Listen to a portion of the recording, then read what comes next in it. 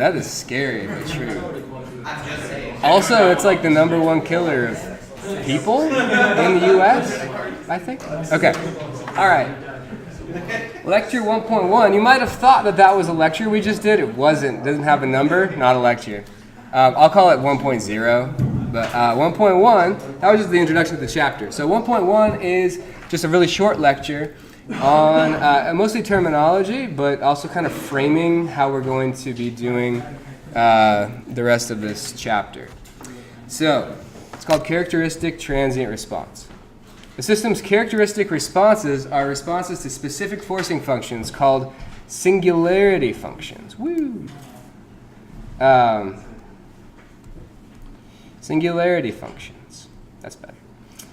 The reasons these are characteristic, called characteristic, are, first, that the singularity functions model commonly interesting system inputs.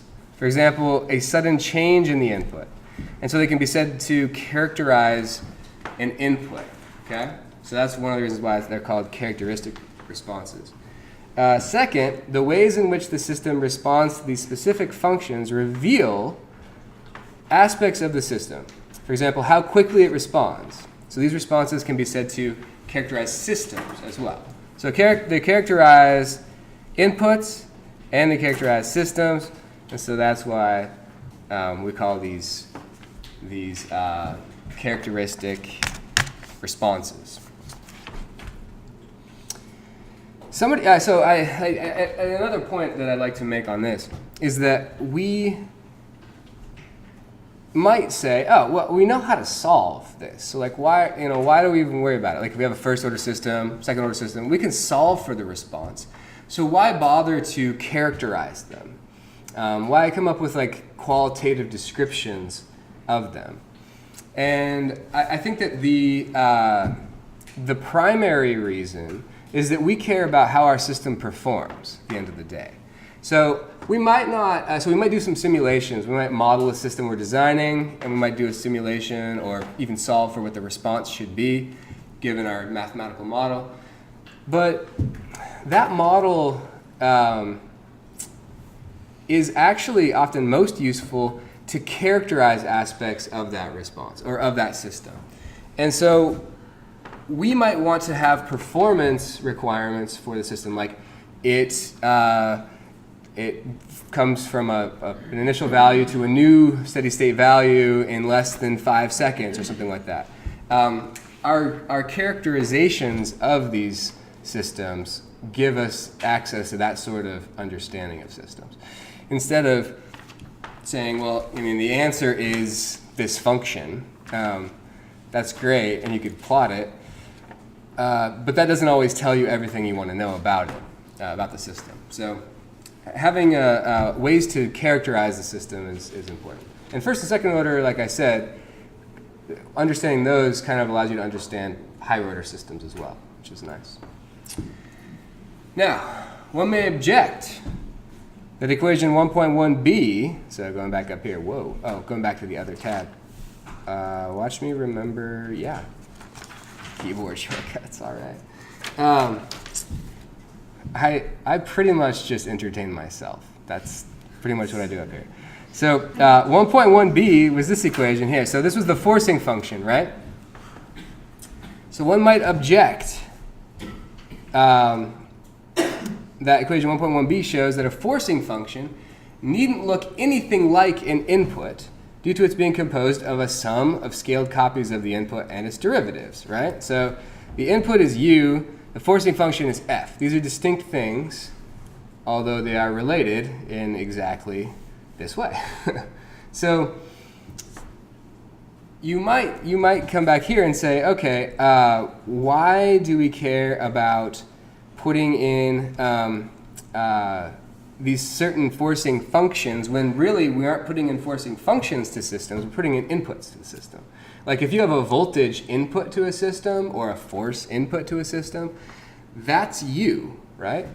So f, the forcing function, doesn't necessarily have to be u, right? I mean, it could be if all of these are 0 and this happens to be 1, then f and u are the same thing. but most of the time it's not true. So what is the point of sticking in these forcing functions when when we actually put inputs into the system, we're not putting a forcing function, we're putting in inputs. So, yes, this is true. But given two key properties of linear time-invariant systems, linear meaning has a linear differential equation that describes it pretty well, and time-invariant meaning that the system properties don't change. So like the mass doesn't change with time. The capacitance doesn't change with time, that type of thing. So linear time-invariant, or LTI systems, two key properties come in. Superposition and the differentiation property. If we know those, then knowing a system's response y1 to a forcing function f1 allows us to construct its response to that input. That is y2 for the input being the forcing function. So I know that this is something that it often confuses folks, so we'll dwell on this for a minute. But y2 is the output that we're looking for when we use as our input the forcing function f1 from which we got the response y1. So you can use superposition and the differentiation property to essentially take this forcing function and use it to linearly combine and differentiate the solution. Instead of u in here, we're going to have our y1, our initial response that we got.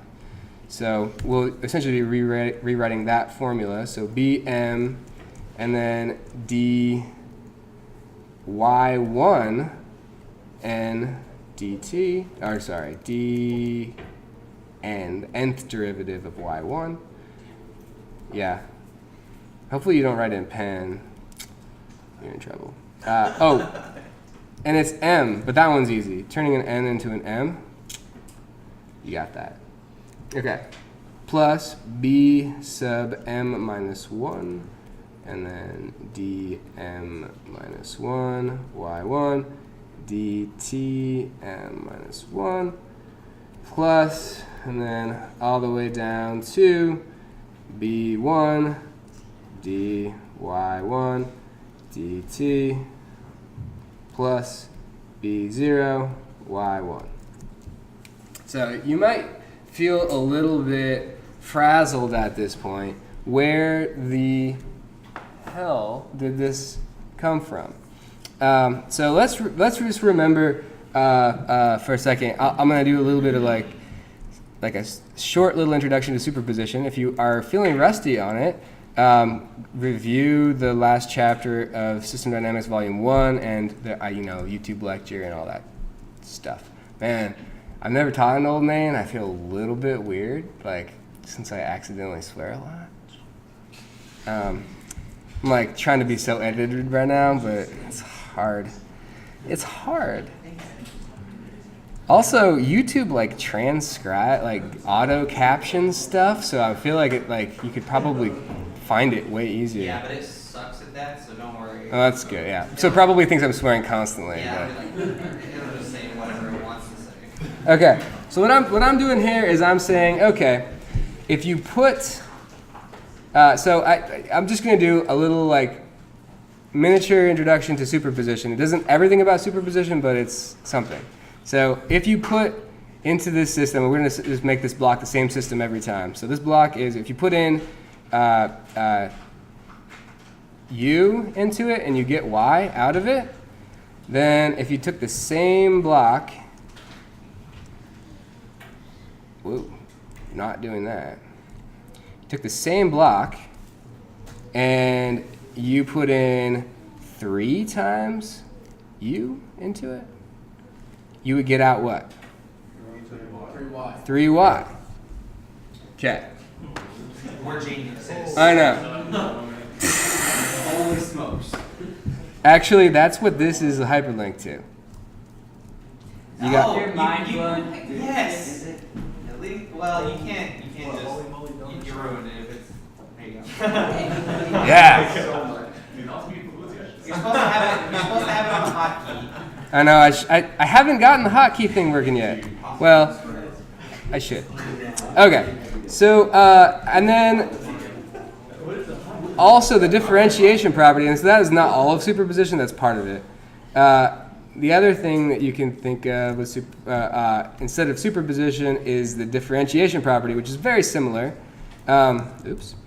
So I'm running out of space here, but I'm going to move it over like that.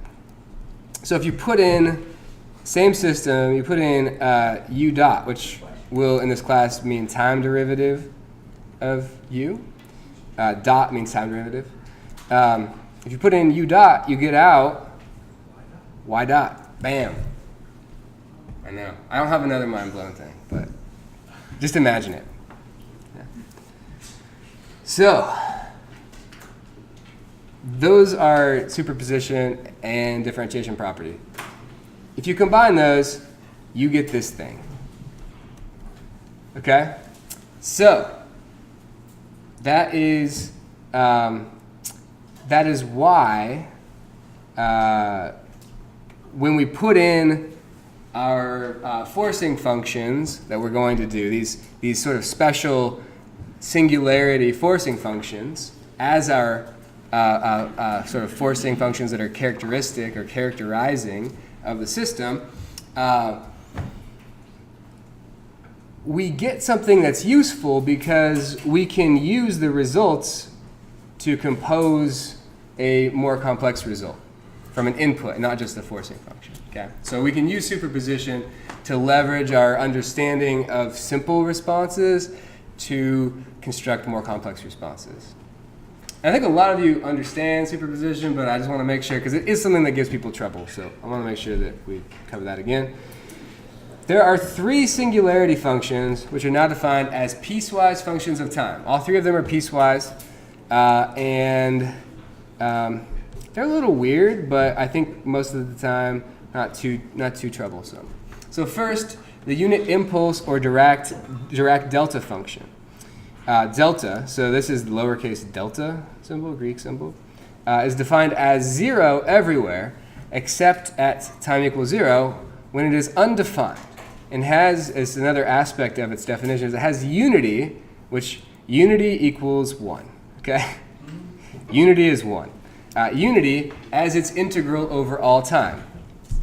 So if we were to sketch it, it would be 0, and then at time equals 0, it would be undefined.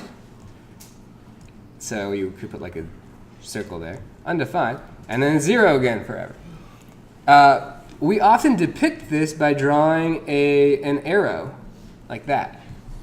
And the arrow height, we usually make the area under this curve, which if it's a unit impulse, or the Dirac delta function, it has area under it 1. If you multiply the Dirac delta function by some number, if you scale it, then we typically will, so the area under that curve scales by the same number. So if you say multiply Dirac delta by 3, then anytime you multiply something by 3 and then integrate over it, you're going to multiply the integral by 3, right? That's one of the properties of an integral. You can pull that factor out. So we typically draw that as a scaling. So if it was 3, we would draw it with height 3. It doesn't mean it has value 3 at time equals 0. It's, remember, undefined. However, the integral changes. And you might think, well, that's really weird. And also, is that even a function? And the answer is no. It's actually a distribution. But everybody just calls it a function, so we're just going to call it a function. Engineers, we just pretty much are really bad, and mathematicians and physicists kind of hate us for good reason. So there's really just nothing we can do about it. They're just hard to please. So, okay. And so why do we use this? Why does this characterize anything? It isn't even a real function. Like it's a distribution. Why is this an important thing to put into using it as a forcing function? And it's because it models a spike in the input, a very, very brief spike in the input. So For instance, if you had like a power surge due to a lightning strike or something like that in an electronic system, or a mechanical version of that would be, say you had a structure and you walked up to it and struck it with a hammer. That would be a sudden blow or something like that spiked the input. So that's an impulse, and there are other reasons why it's useful. So you might say, well, we could just like make a really short like square pulse. Why make it this weird thing? Well, mathematically is really convenient for several reasons, and I hope we'll have time to discuss some of those reasons later in the term. But for now, just say it's useful because it models this short, abrupt spike input. Okay, the second singularity function that we use for characterizing systems is the unit step function, which we typically denote U sub s. Okay? It's defined as 0 for all time less than or equal to 0, and unity for all time greater than 0. So if we were to draw that, we're going 0, 0. At time equals 0, 0 plus we'll say, because technically at 0 it's defined as 0, and then after we pass 0 it is defined as 1. Height 1, height 0, and it goes on at 1 for the rest of the time.